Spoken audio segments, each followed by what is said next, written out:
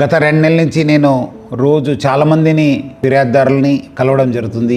రకరకాల పేరుతోని రకరకాల చీటింగ్ అయిన వాళ్ళతోని కేసెస్ ఉంటావు. బట్ కొన్ని కేసెస్ చాలా అంటే చాలా బాధ కలిగిస్తుంది. ఎందుకంటే చాలా మంది అమ్మ నాన్నలు వచ్చి మా పిల్లలు మనకు పట్టించుకుంటలేరు, మా ఆస్తులు రాపించుకొని మనకంతా బయట పంపించారు, లేదంటే ఒక చిన్న ఇల్లులో పెట్టారు, మనకు రోజు కూడా గడపడము చాలా కష్టమవుతుందని చెప్పి వాళ్ళు చెప్పడం జరుగుతుంది. వాళ్ళందరూ కూడా పిల్లల్ని పిలిపించి మీరు కౌన్సిలింగ్ చేయండి సార్, కేసు కట్టండి అని చెప్పి చెప్పడం జరుగుతుంది. మా వంతు మనం కూడా కృషి చేయడం జరుగుతుంది, పిల్లలు పిలవడం జరుగుతుంది. లేదంటే కొంతమంది వచ్చి మనకు ఏదో ఒక మంచి వృద్ధాశ్రమంలో పెట్టండి సార్, మీరు ఒక రెఫరెన్స్తోని మనకు అక్కడ చేరించండి అని చెప్పి కూడా చెప్పడము చాలా అంటే చాలా బాధ కలిగింది.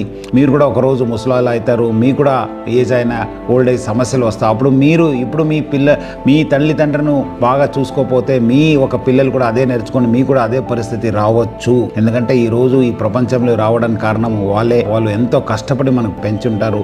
మనకు మంచి ఉద్యోగంలో మంచి స్థాయిలో చూడాలనేది వాళ్ళ ఆశే. మనము ఆ స్థాయి చేరిన తర్వాత వాళ్ళని మర్చిపోవడం అనేది చాలా అంటే చాలా మంచి పద్ధతి కాదు, చాలా ఒక హీనమైన చర్య. సో ప్రజలందరూ కూడా కోరుతున్నాను, మీరందరూ కూడా మీ తల్లిదండ్రులను జాగ్రత్తగా చూసుకోండి. అలాంటి కేసు ఉన్నప్పుడు డెఫినెట్లీ మనం కూడా స్ట్రింజెంట్ యాక్షన్ తీసుకుంటాను. వాళ్ళ పిల్లలపైన వాళ్ళకి సంబంధించిన వాళ్ళు ఎక్కడ పనిచేస్తాను వాళ్ళు కూడా దృష్టికి తీసుకెళ్ళడానికి ప్రయత్నం చేస్తాను. ఎందుకంటే మళ్ళీ వాళ్ళు కూడా తెలియాలి చట్టం తన పని చేయాల్సి వస్తుంది. సో ప్రజలను కూడా అవకాశాన్ని కల్పించొద్దు.